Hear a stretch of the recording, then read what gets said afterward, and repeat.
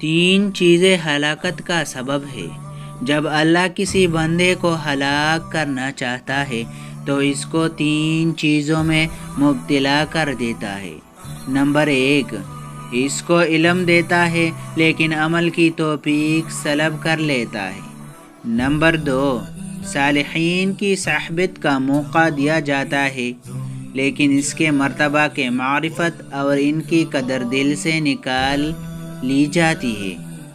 Number 3، نیک کام کرنے کا موقع دیا جاتا ہے لیکن اخلاص سے محروم کر دیا جاتا ہے۔ یہ اس کی نیت کی خرابی اور حبس باطن کی وجہ سے ہوتا ہے، ورنہ اگر نیت درست ہو تو علم کا نفع عمل میں اخلاص اور بزرگوں کی قدر ضرور ہوگی۔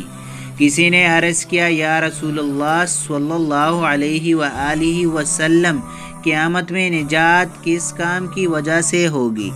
فرمایا، اللہ کے ساتھ دھوکہ نہ کرو۔ عرض کیا، اللہ کے ساتھ دھوکہ کرنے کا کیا مطلب ہے؟ فرمایا، اللہ کے حکم پر عمل صرف اللہ کے لیے کرو، غیر اللہ کے لیے نہیں۔ اللہ کے علاوہ کسی اور کے لیے عمل کرنا ہی اللہ کے ساتھ دھوکہ کرنا ہے۔ ریا سے بچو، کیونکہ ریا شرک ہے۔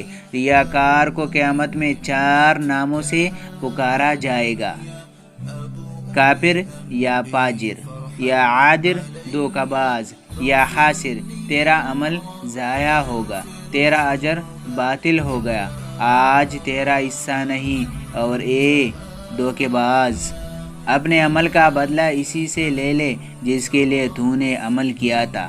اس حدیث کے راوی صحابی نے اللہ کی قسم کھا کر کہا کہ یہ بات میں نے رسول اللہ صلی اللہ علیہ وآلہ وسلم سے سنی ہے۔ کسی نے کیا خواب فرمایا، نیکی کرنے سے اس کی حفاظت زیادہ سخت ہے۔